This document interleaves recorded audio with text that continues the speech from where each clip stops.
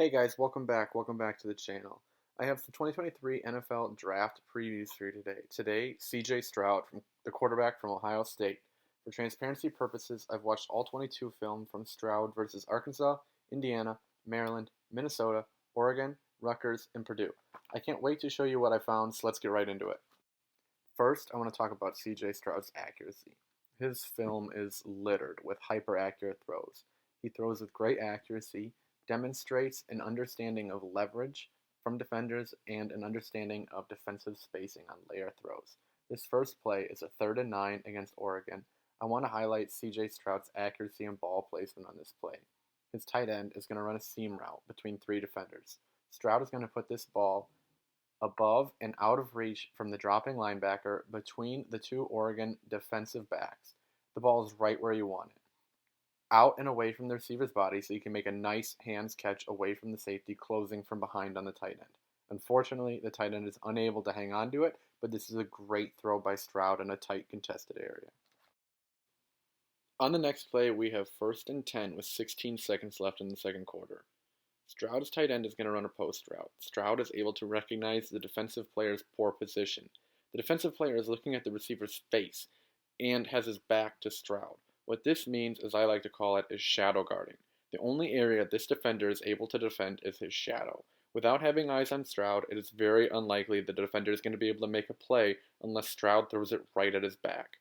Stroud places this ball just over the defender's head, knowing he will be unable to turn his head and react fast enough to defend the pass. If the defender still had his eyes on Stroud, this play would not have been able to happen. Stroud had the ability to recognize the defender's vision and leverage and use it against him. This is an NFL-level quarterback play. On the next play, we're 1st and 10 with 2 seconds left in the third quarter, down 14-28. This play is similar to the last. There's going to be a post route from the near side slot receiver. Once again, the DB is going to shadow guard Stroud's target. The difference is, on this play, the target is farther downfield. What this means is that the defender will have more time to turn his head and locate the ball to make a play. Stroud understands this and puts the ball a yard or two above the defender's head where the defender is unable to get a hand on it. He places the ball perfectly where his receiver can go up and get it, but doesn't have to break stride to do so. This is next level quarterbacking and next level accuracy.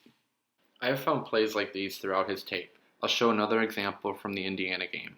Stroud understands leverage and ball placement. This, coupled with his high-level accuracy and decision-making, profile him as a potential prolific passer in the 2023 college football season and beyond.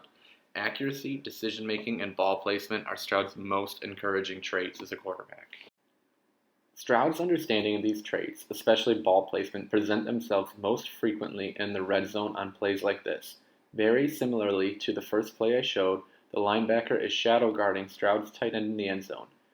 You are no longer concerned about yards after the catch here. Knowing that, Stroud is going to use touch to lay this ball up in the end zone high and outside the defender's outside shoulder. The tight end is able to stop and make a slight adjustment to come down with the easy touchdown here. Somewhere I will look for Stroud to improve this year is in his footwork consistency. At times on deep balls, he will add an unnecessary reset in his feet before making a throw. This, at times, has resulted in late throws. There are also times he narrows his base, then resets before the release of his throw, which has impacted his accuracy. Finally, I want him to throw off of his toes less often. He can get toesy in the pocket as a passer. This has resulted in errant throws at times. This is because, when he throws from his toes, if his heel drops, it impacts the trajectory of his throw and gives it a more vertical angle. This has resulted in underthrows on occasion. Throwing from your toes introduces more variance in mechanics, and that is something he should look to clean up this year. While there are times Stroud can have more consistent feet, plays such as this one are far more common in his film. In this play, Stroud has perfect mechanics, great footwork, and throws with outstanding anticipation. Look when he lets this ball go. His receiver hasn't even entered his break yet. This is high-level football and a great back shoulder ball. On these final plays, I want to show you Stroud's ability as a rusher. He navigates pockets well and always keeps his eyes downfield even when he has a free rusher in his face. Stroud is a pass-first quarterback, do not get that confused. However, Stroud can scoot with his legs. He can run for first downs and be used as a red zone tool in the option game. In the final play, it's 3rd and 10, 6 minutes and 28 seconds left in the fourth, down 7. Stroud shows competitive fire and lowers his shoulder to muscle out a first down for his team. Stroud does well to provide controlled fire when his team needs it, but he's not reckless in putting himself in danger. But when the game is on the line, he's willing to do that. To summarize my thoughts on Stroud, he's a very accurate, high IQ player.